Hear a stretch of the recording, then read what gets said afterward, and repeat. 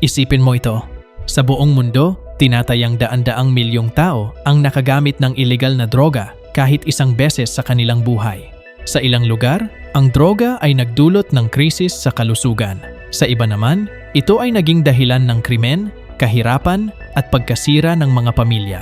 Ngunit aling mga bansa ang may pinakamalaking problema sa paggamit ng droga? Sa video na ito, titingnan natin ang ilang bansa sa mundo na may mataas na bilang ng drug users at aalamin natin kung bakit naging malaki ang problemang ito sa kanilang lipunan. Ayon sa ulat ng United Nations Office on Drugs and Crime, mahigit 296 milyong tao sa buong mundo ang gumamit ng illegal na droga sa isang taon.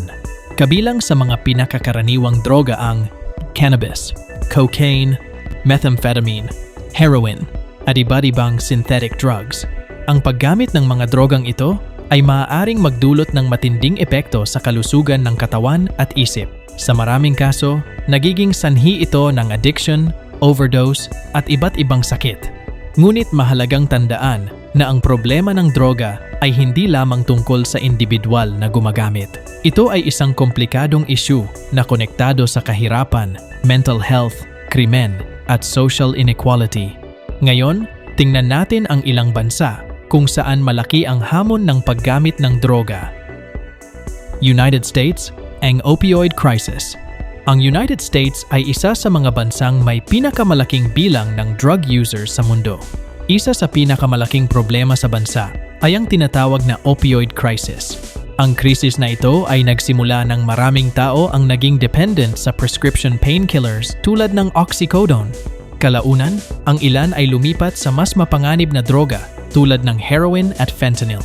Ang fentanyl ay isang synthetic opioid na napakalakas maraming beses na mas malakas kaysa morphine. Dahil dito, libo-libong overdose deaths ang naitatala bawat taon sa Estados Unidos.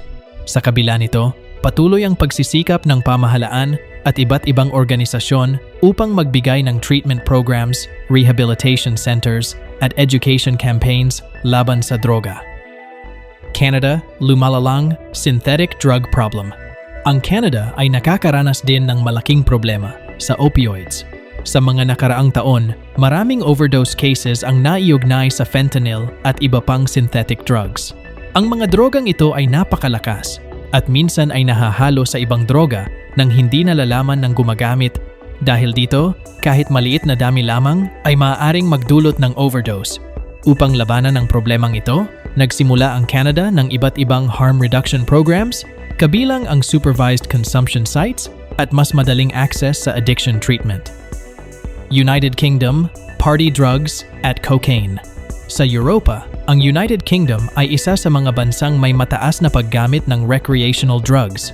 Kabilang sa mga pinakakaraniwang ginagamit ay cocaine, cannabis, MDMA o ecstasy. Ang mga drogang ito ay madalas na nauugnay sa nightlife at party culture sa mga lungsod tulad ng London at Manchester. Ngunit hindi lamang recreational drugs ang problema.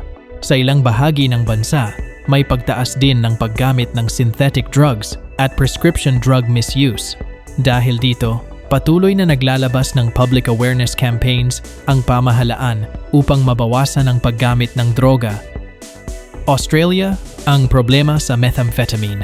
Ang Australia ay kilala rin sa mataas na paggamit ng methamphetamine na madalas tawaging ice. Ang methamphetamine ay isang stimulant drug na maaaring magdulot ng matinding addiction. Kapag matagal itong ginagamit, maaari itong magdulot ng seryosong epekto sa utak, kabilang ang paranoia, hallucinations, at behavioral problems.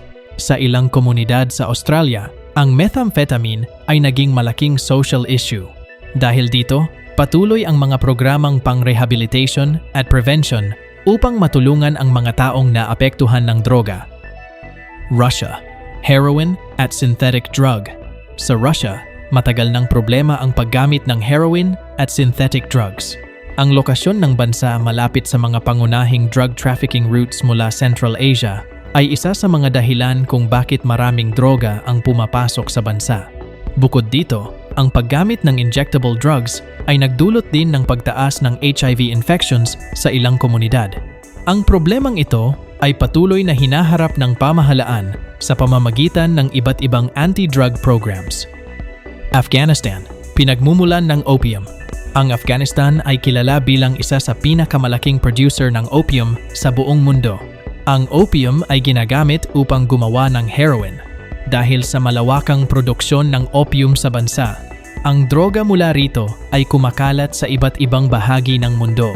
Sa loob mismo ng Afghanistan, maraming tao ang naapektuhan ng addiction dahil sa kahirapan, digmaan, at kakulangan ng oportunidad sa trabaho.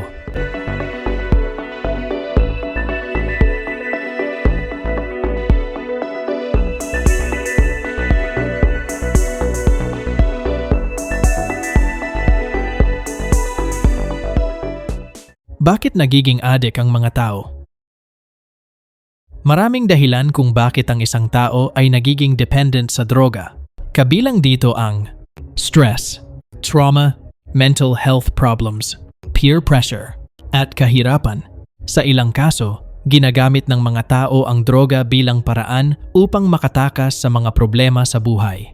Ngunit sa kalaunan, ang paggamit ng droga ay maaaring magdulot ng mas malalaking problema sa kalusugan, pamilya, at kinabukasan. Ang problema ng ilegal na droga ay isang global issue na nakakaapekto sa milyon-milyong tao sa buong mundo.